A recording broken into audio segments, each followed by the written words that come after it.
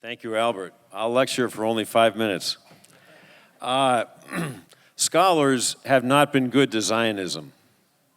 Christian scholars typically have treated Zionism as a dirty word. But there's a new movement on the universities of some of us scholars, and we're called the New Christian Zionists. And we put out a book in 2016, which I encourage you to get, called The New Christian Zionism, published by a major publisher. There are 10 of us, 10 scholars in there. And what's new about this? Well, one thing that's new about it is that we say it's not just the Hebrew Bible, what Christians call the Old Testament, that's Zionist, it's the New Testament. Most Jews and most Christians don't know that. The New Testament itself is Zionist. And in fact, most Christian Bible scholars and most Christian theologians don't know it either. And so we are trying to educate the Christian academic world that the New Testament itself is Zionist. So it's not only Jeremiah and Ezekiel who were Zionists, but Jesus and Peter and Paul.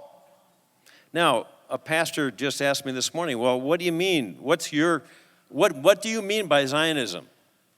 Well, we as new Christian Zionists, scholars, we mean two things.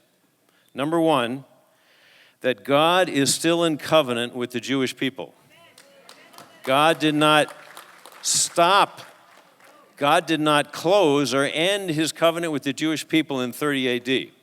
And second, that the New Testament, Jesus, Peter, and Paul predicted that at the end of the ages, or just before the end of the ages, God would raise up Jews in the diaspora from all over the world to return to the land. And you know, Luke, the Gospel of Luke, chapter 2, verse 38, refers to this indirectly and calls it part of what Luke calls the redemption of Jerusalem. Luke 2:38, the redemption of Jerusalem. And Jesus himself predicted 2,000 years ago, while Jerusalem was being trampled down by the Gentiles, by the Romans, when he predicted this. He said, the day is going to come when Jerusalem will no longer be trampled down by the Gentiles. Now, Jerusalem continued to be trampled down by the Gentiles for 2,000 years after Jesus made that prediction. But in our lifetimes, at least the lifetimes of some of us, Jerusalem stopped being trampled down by the Gentiles in 1967. And Jesus said, when Jerusalem stops being trampled down by the Gentiles, then the time of the Gentiles will start to come to an end. So we are living, according to Jesus, in the time when the time of the Gentiles is coming to an end. That's in the New Testament. The New Testament is Zionist. That's what the New Christian Zionism says. And secondly, the New Christian Zionism says that Christian Zionism is not a movement that started 150 years ago with the dispensationalists, and I respect them and I thank them for their courage. But it started 2,000 years ago in the pages of the New Testament. And in the first 300 years of Christianity, Zionism was alive and well, believe it or not. And we try to document this in the New Christian Zionism.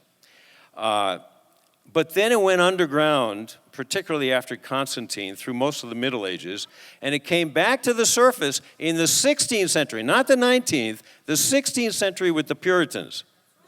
The Puritans were Zionists. They started the new phase of Christian Zionism. Now, what can be done in the universities? My two colleagues will talk more about that, but let me just throw in my 2 cents. What can be done in the universities? Spread the word of the tell people about this new movement, the New Christian Zionism. Get the book called The New Christian Zionism. I brought a number of copies of this book. It's called Israel Matters. I wrote this 2 years ago, and this is for people in the pews. how to understand this. I've got about 8 copies. I'd be happy to give away if you promise to read it and use it. Bring some of these new Christian Zionists to campuses. If you have any influence on your nearby campus, invite them to come and speak to other scholars.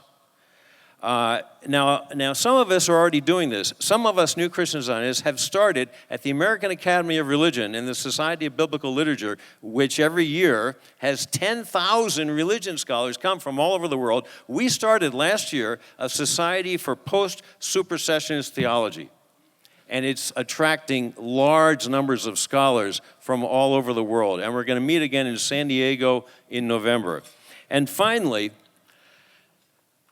and this is true for all kinds of scholars, but particularly for the new Christian Zionists and those of us who are writing on these themes, we need patrons.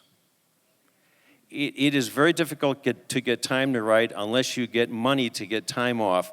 And it's very difficult to get these books published because mainstream publishers don't want to taste anything touching on Zionists with a 10-foot pole. And we need subventions.